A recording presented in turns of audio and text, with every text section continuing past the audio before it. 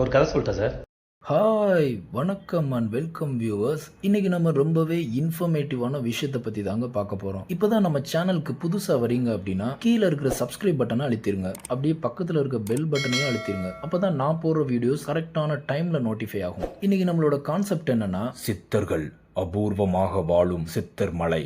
ஏய் இங்கே நான் தான் உங்க ஆளேன். அது அபூர்வம் இல்ல, அரூபம். சுமாராக 2100 அடி உயரத்தில் அடர்ந்த வனப்பகுதியும் அதிக பாறைகளும் ஒன்றுக்கொன்றுமாக பிணைத்து கொண்டிருக்கும் மூலிகை செடிகளும் நிறைந்த கரடுமுரடான மலையாய் கம்பீரமாக வானுயர்ந்து நிற்கிறது இந்த சித்தர் மலை. அது இருக்கட்டும், இப்ப எதுக்கு அனாவசியமா உன் வாய்ஸ்க்கு இவ்வளோ பேஸ் கொடுத்து பேசுற?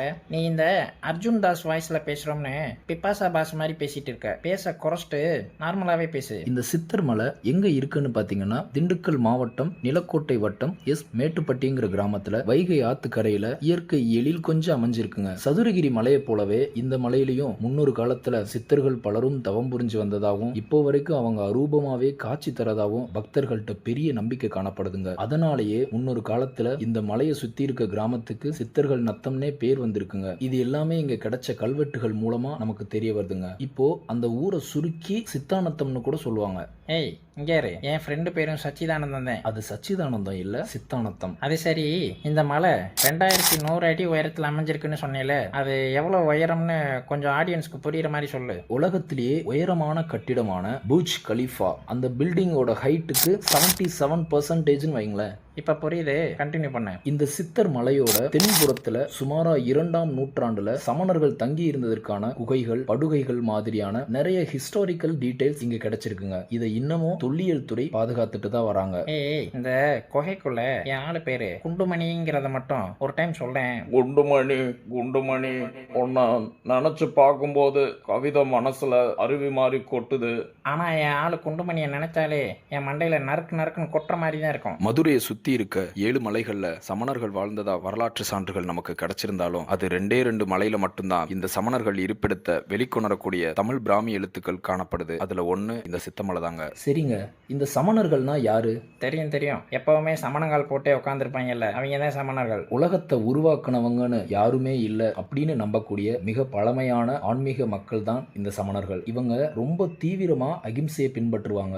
எந்த ஒரு உயிருக்கும் தீங்கு இல்லாம இருக்கிறது, புலால் உணவு சாப்பிடாம இருக்கிறது, அது மட்டும் இல்லாம பியூர் வெஜிடேரியன் ஃபுட்ஸை மட்டும் சாப்பிடுறது இவங்களோட தனி சிறப்பு. அப்ப நானும் சமணர்களும் ஒண்ணுன்னு சொல்லு. சரி கண்டென்ட்க்குவா. இந்த கோவிலோட மூலவர் சிலை சுமார் 1000 வருஷம் பழமையானதுங்க. இந்த கோவில் 1487 கட்டப்பட்டிருக்குங்க. மலை அடிவாரத்துல கம்பளத்து நாயக்க மன்னர் மல்லிகா அர்ஜுனன் இந்த பகுதி ஆண்டு வந்தப்போ அவரோட மாடுகள் மலைக்கு மேய போறது வழக்கமா வச்சிருந்துச்சு. அந்த பசுக்கள் எல்லாம் மலை ஏறினப்போ அதோட மடி நிறைஞ்சும் மலையை விட்டு கீழே இறங்குறப்போ மடி வத்தியும் காணப்பட்டிருக்கு. கம்பளத்து நாயக்கருக்கோ ஒன்னும் புரியாம அந்த பசுவை ஒரு நாள் மலைக்கு மேல வரைக்கும் பின்தொடர்ந்து போனப்போ அங்க இருந்த பசு தானாவே பால் கறந்திருக்கு. அப்போன்னு பார்த்து கம்பளத்து நாயக்கர் ஒரு கம்பை எடுத்து அந்த பசு மேல வீசிடுறாரு. அது அந்த பசு மேலையும் கீழே செடி புதர்ல மறைஞ்சு இருக்கிற சுயம்பு லிங்கத்து மேலையும் பட்டு அந்த கம்பளத்து நாயக்கரோட கண் பறி போயிடுது. அந்த நேரத்துல கம்பளத்து நாயக்கர் இறைவனை வேண்ட அங்கு வந்து காட்சி கொடுத்த சிவபெருமான் தனக்கு கோவில் எழுப்ப சொன்னதாக ஒரு கதை இருக்குதுங்க. இதனாலதான்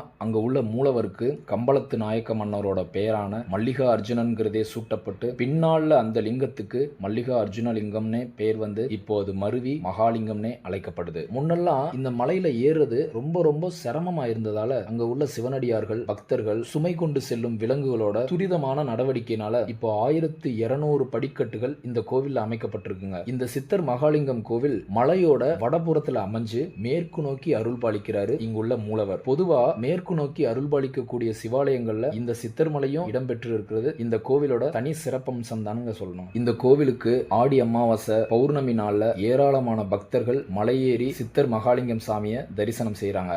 எனக்கு தெரியும், மலைக்கு மேல கோவில்ல வெயிலுக்கு ஏத்த தர்பூசணி, கிர்னி பழம், ரோஸ் மில்க், மிக்சர் ஜூஸ் இதெல்லாம் கிடைக்கும். சரிதானே? நீ சொன்ன ஒண்ணு கூட அங்க கிடைக்காது. நான் முன்னாடி சொன்ன விசேஷ நாள்ல மட்டும் மலை அடிவாரத்துல இதெல்லாம் கிடைக்கும். நாம ஃபேமிலியா குழந்தைங்களோட அங்க போற மாதிரினா சாயங்காலம் ஒரு 4 மணிக்கு மேல வெயில் குறைஞ்சதுக்கு அப்புறமா கண்டிப்பா தண்ணி கேனு, தேவையான ஸ்நாக்ஸ் எல்லாமே எடுத்துட்டு போய்க்கலாம். இதில் ஒரு முக்கிய குறிப்பை மட்டும் விட்டுட்டேன், அதை நான் சொல்கிறேன். விசேஷ நாளில் வந்து இங்கே சாயங்காலம் 7 மணிலேருந்து நைட்டு 10 மணி வரைக்கும் தடல் புடல் அன்னதானம் இருக்கும். இந்த மலையில கற்பூர தீர்த்தம்ன்ற பேர்ல நீர்ச்சுனை ஒண்ணு இருக்குதுங்க. ஒரு காலத்துல கடுமையான தண்ணீர் பஞ்சம் இருந்தப்போ அங்க மட்டும் தண்ணி இருந்ததாகவும் அதை பொதுமக்கள் பயன்படுத்தியதாகவும் சொல்லப்படுதுங்க. கோவிலுக்கு பின்புறமா பெரிய மலை பாறை ஒண்ணு இருக்குதுங்க. அதுலதான் தீபம் ஏத்துறதுக்கான பெரிய விளக்கு மாதிரியான அமைப்புல தயார் செஞ்சிருப்பாங்க. இதுல கார்த்திகை தீபத்தன்னைக்கு தீபம் ஏத்துவாங்க. அதுல ஏத்தக்கூடிய தீப ஒளியானது சுத்துப்பட்டுல இருக்க பல கிராமங்களுக்கு தெரியறதா மக்கள் எல்லாரும் சொல்றாங்க. இது இல்லாம இந்த மலையை சுத்தியும் ஆமணக்கு, தங்கமரக்காய், வாதனாரி, ஓமவள்ளி மாதிரியான நோய்கள் குணப்படுத்தக்கூடிய வல்லமை கொண்ட மூலிகைகள் இருக்குதுங்க. இது தெரியாம இந்த கோயிலுக்கு வர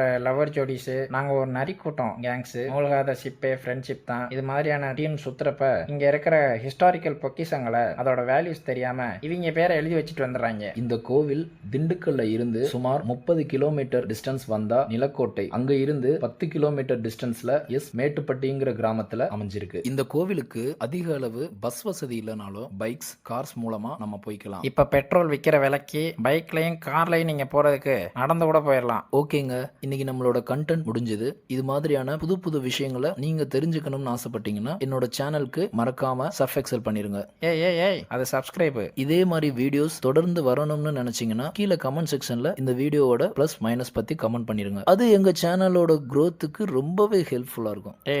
டேய் போதும்டா டேய். சரி சோத்த போடு.